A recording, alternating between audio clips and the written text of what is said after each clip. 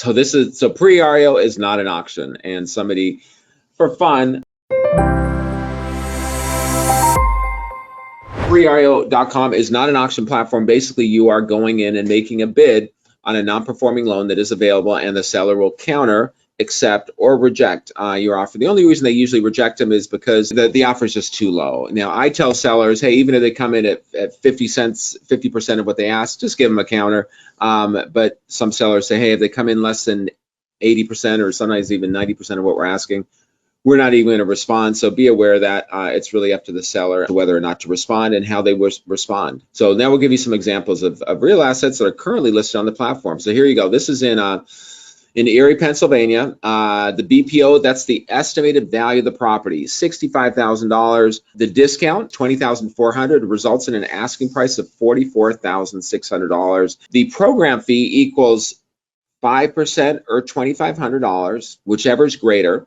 In this case, since the $65,000 is the value, the asking price is $44,600. The minimum fee of $2,500 kicks in. So the down payment on this is 25%, $11,150. We will finance, pre-REO finance, the $33,450 on this asset. And again, it's 75% across the board on any assets that you buy on the pre-REO platform. For that matter, if you find an asset off the pre-REO platform, a non-performing loan that you want to get financing, we will also provide financing on that, typically at 75% of the acquisition price. Here's some photos. I mean, just looking at this different asset, actually it looks, I mean, it's a modest home, but it looks pretty nice. It looks like there's a little bit of work, but overall it looks like it's maintained. And again, $65,000, that's just for the property value. And the note, you can buy at $44,600. That's probably roughly a 25% discount on these. So let me reinforce, now this is actually how it looks on our current platform. The asking price is $44,600. You can offer that. You can offer more. You can offer less. That is simply an asking price. Doesn't mean that you have to.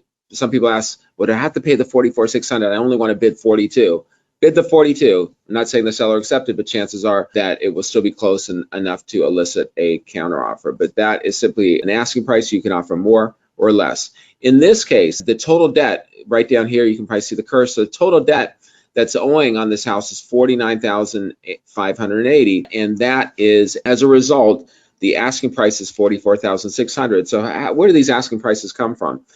It's usually the lower of, so the asking price is the lower of 75% of the estimated property value. So in this case, 75% of the $65,000 would be $48,750. But in this case, there's actually the amount of debt on the property is $49,580, significantly less than the estimated value. So in that case, the asking price becomes 90% of the $49,580, hence $44,600. Now again, these are simply asking prices. What's the thinking behind that? This homeowner, for instance, could decide to sell the home at $65,000 and then simply pay off the debt in full, and they probably walk away from the closing table if they get it. They sell it for $65,000. They'll probably walk away from the closing table with some money on their own. That's great, but the most that you, as the investor who now holds that note, would be the $49,580. You can also get any additional interest, any additional legal fees or property taxes, for instance, that are advanced. Those can be added to the amount due on the debt, and there's still probably some equity to get those paid.